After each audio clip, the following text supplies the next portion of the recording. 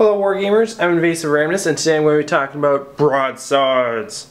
And I don't know why I did that voice. It might make sense, maybe it doesn't. But either way, talking about broadsides today. Before I get into the actual review, I just want to say thanks for watching.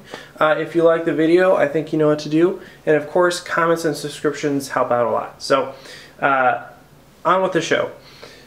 So basically, the broadside is one of the top 3 or so units in the current Codex. It's practically an auto take in your heavy support slot, and really should be in most army lists, especially at lower points levels, where you're not going to be really thinking about taking a sky raid or anything like that. The broadsides are definitely a strong asset to the Empire. And yeah, so a lot of that has to do with the new options that came out for broadsides and just some general changes in the game compared to last edition. But the largest change in broadside use is a result of it actually having 2 different primary weapons. You used to have the railgun, which is now the heavy rail rifle on the right here, but now you can take the high yield missile pod, which is quickly becoming a favorite of a lot of people. And the reason for that is, well, the heavy rail rifle is not the same railgun that we used to know and love. It's now strength 8 AP1, and that's just not, there's a lot of reasons why that's just not as good as strength 10 AP1, and a lot of it has to do with just those 2 points in strength, right?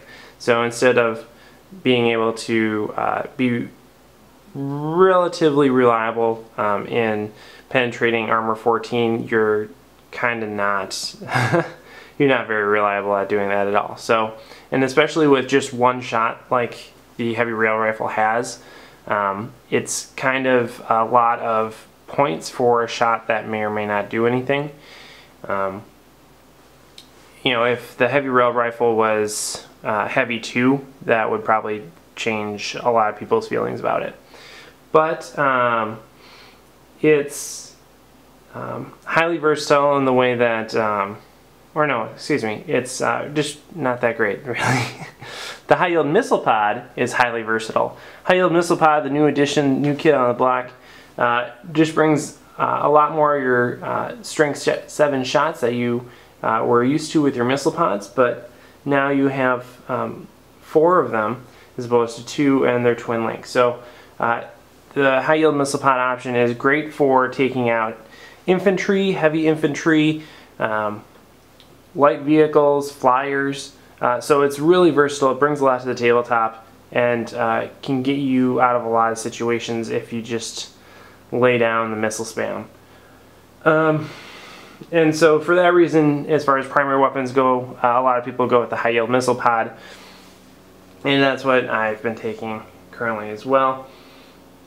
Moving on to the secondary weapons, you have 2 options. You can either go with the smart missile system, which again used to be the old go-to, or plasma rifles, which you could take in the earlier Codex editions, but was rarely done.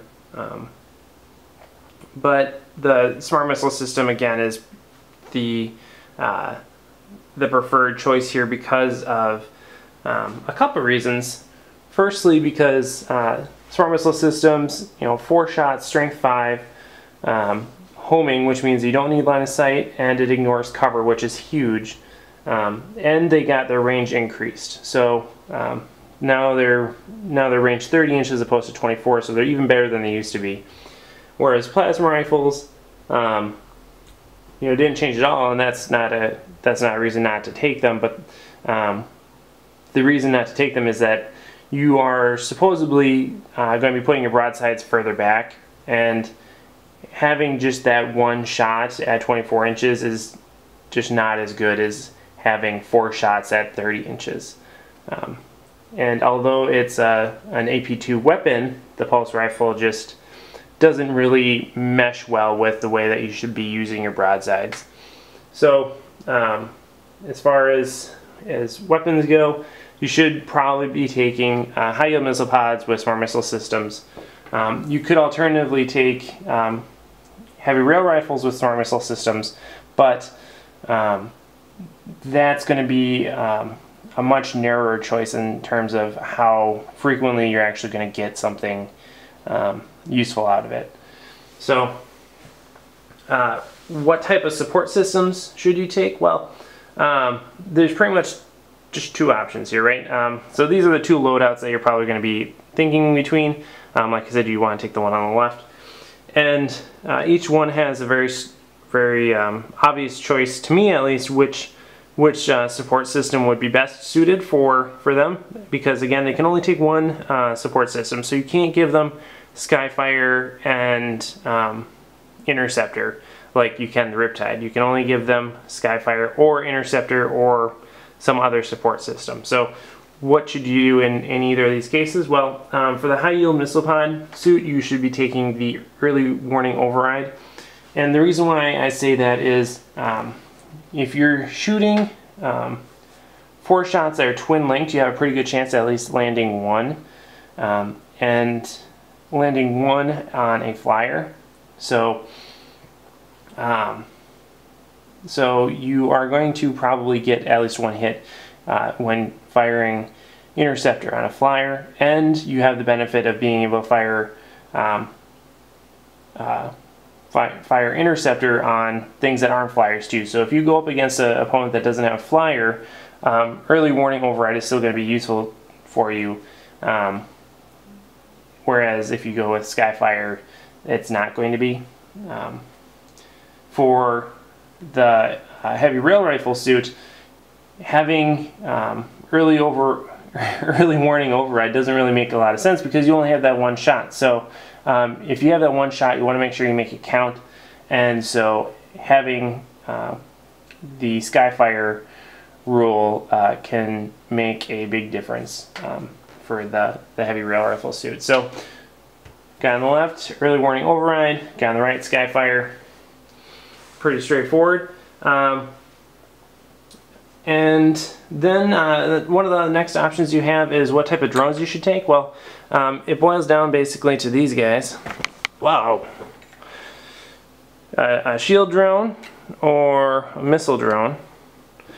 And missile drones are something new. They're pretty cool. Again, it's another missile, so if you're looking for that missile spam, missile drones are probably the way to go. Broadsides have a 2-up save right now, so they're really durable, at least under most circumstances.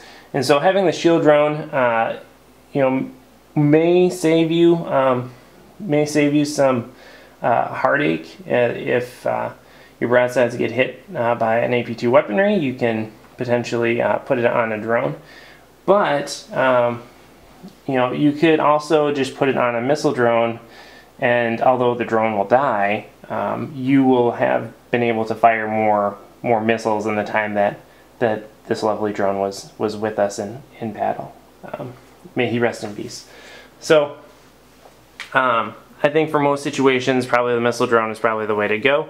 The shield drone is an alternative, though.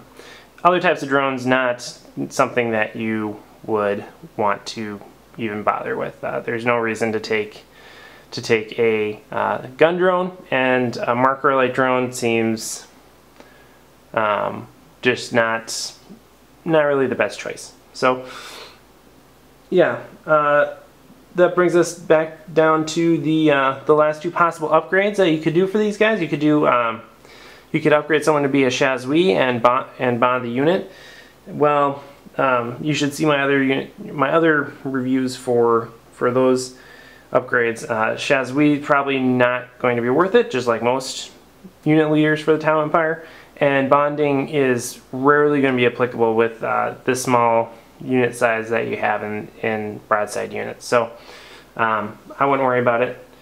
And I guess the final thing would be whether or not you should take a seeker missile on the broadside. Something that they can do now, which is pretty sweet.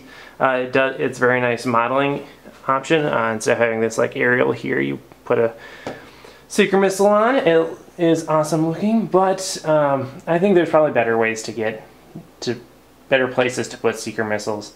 So if you have a Skyray, you're going to be taking plenty of seeker missiles, and so, you know, granted that takes up a heavy support spot, but you're getting more seeker missiles and not weighing down your broadsides with points any more than you need to. So, what would I recommend? Well, like I said, I'd be taking high yield missile pod suits. I'd be taking them in units as large as I can, so 3 broadsides, and then taking at least 2 missile drones in order to bump their unit size up to 5. So that way you can lose a model and not take a panic test. I would not run these guys as groups of 2. I'd take them as individuals if you were to do anything smaller than 3 with 2 missile drones, just because that way you're not taking morale checks if you lose 1 of 2 suits or 1 of 2 models or something like that. But that has some drawbacks and takes up more you know, force organization slots. So yeah, broadsides can be a really great place to put your commander if you give him the puretide engram neurochip, especially for either primary weapon choice. The ability to have tank hunter can really make a difference, and so he's a great component to a broadside unit. Just make sure that you equip your commander appropriately, so don't give him fusion blasters if he's going to be in that unit, right? So that's about it. Again, broadside's a great unit in the Empire. Definitely recommend taking one, and they are awesome models. So hope you enjoyed the video. If you like it, please like it and let me know what you think about broadsides and my review in the comments below. Thanks for watching.